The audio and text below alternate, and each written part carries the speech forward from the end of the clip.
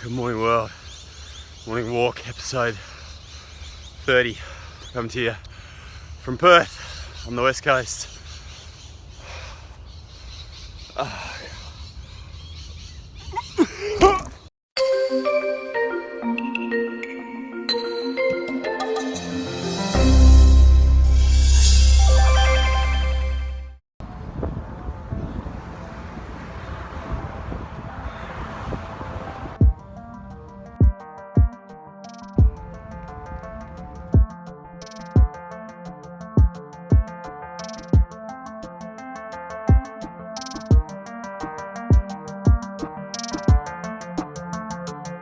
Coming to you from Perth, and as you can see, this is a pretty spectacular little city they got here.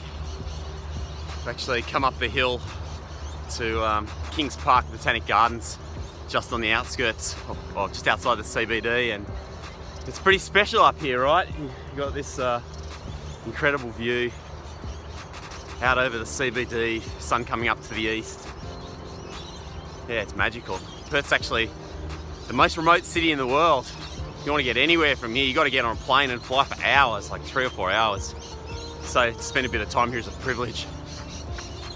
You can hear all the birds up in the trees going absolutely nuts. The world's just waking up. Hello, there's the big happy fella. Good morning. These mornings really are spectacular here. So crisp and clean. And so many people out early, running, biking, and why wouldn't you, with spectacular scenery that we have here. An Australian War Memorial, people who fought in World War II, the Great War. My granddad actually fought in World War II. Some pretty crazy stories. It's amazing what humans can do to each other, right? But it's also amazing how humans can band together and persevere and survive. Lest we all forget. The world's just waking up, people streaming on this banana freeway heading into town. Might only be before 7 AM, but it's pretty busy out there. Swan River stretching out towards the south, towards Fremantle. Anyway, the reason for me looking so sick a few minutes ago was, in order to get up here from the CBD, you've got to come up what's called Jacob's Ladders. And it's a pretty cool spot because you've got literally tons of people in the mornings, the evenings, probably all day long. Basically use it for like strength training, speed training, and they run up it or walk up it 2-3 stairs at a time to get more strength.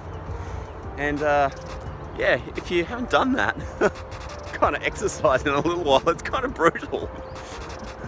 Kind of got up the top, and there were these two fellas up there who were planking, two older kind of gents, looking pretty tough.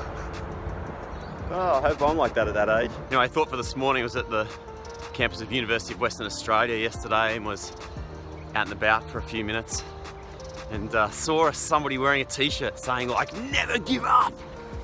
And you know, your first thing is like, yeah, it's kind of cool t-shirt, it's a nice sort of message, but then I sort of thought more about it, and I was like, you know what? Sometimes you actually have to give up because it's stupid to continue, right? And it's actually this thing in psychology which is called the sunk cost fallacy. It's essentially this principle you shouldn't throw good money after bad, but the reality in life is that, like, how often do we actually do that kind of stuff? You know, we stick in a shitty job that we don't actually like, or in a relationship that's really going nowhere, but like we just think that maybe if we persevere a little bit longer, it's going to get better. I met this awesome chick last year who'd been doing a degree for 2 years or 2.5 years, and just then was like, you know what, this is not me, and so she ditched it and she quit. Even though most people would probably look and be like, oh well, if I persevere another 6 months, at least I end up with the degree. But you know, like, the only one thing you don't get it back is your time. And so I think she actually made the right call for her, which was to quit, to give it up, and save that time, because you don't get that back.